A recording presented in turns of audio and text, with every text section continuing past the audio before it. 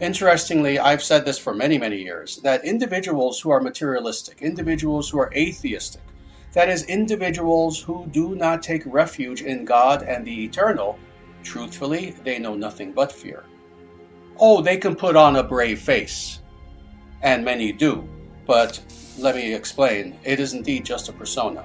When you meet an atheist and they will try to boldly tell you, oh, I have no fear of anything, I don't fear death, I don't fear anything. When I die, I will simply recede into nothingness and I couldn't care less.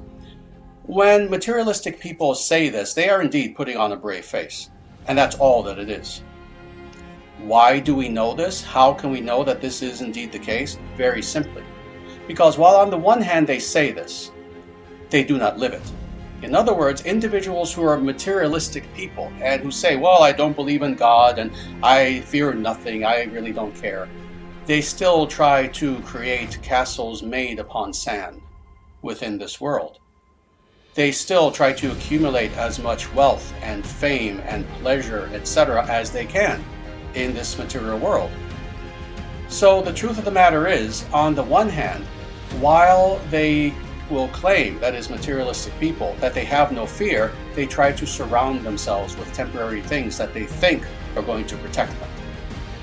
So the truth of the matter is, materialistic people, people who believe that indeed there is nothing but matter in this world, and we are soulless, and there is no God, etc., are truthfully the most fearful people in the world.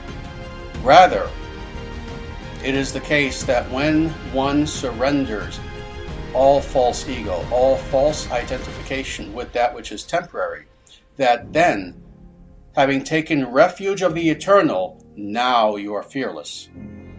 Now you are fearless. And this is really the only reasonable, the only logical way to achieve a state of fearlessness. And why? Well, let's look at these two scenarios. If an individual believes, on the one hand, that when I die, that's it, it's over, I just go to nothingness, versus an individual who knows that when I die, it's the body that dies, but I go on eternally, unhurt, unaffected by anything material, who would have cause for fear? Well, naturally, it would be that individual who believes that once I die, oh, that's it, I just become nothing. Because all that person has is this life. Thus, they're going to be scared to death, that death will come. And that regardless of what their mouth says. They are fearful. It is only the individual who realizes that upon the death of this body, upon the taking away of all of my possessions, all the things around me, that means nothing. I go on. The true me goes on. What is truly of eternal value goes on. Only that person truly can be fearless. Understand that the way to be fearless is indeed in surrender to God, and by knowing what is truly of value in this world. When you know what is truly of value in this world, that is the spiritual, the transcendent, the good, when you truly understand this, you have peace, you have calm. There's nothing that can make you scared, because you understand there's nothing of value that you can lose. What is of true value is your true self, and that goes on forever.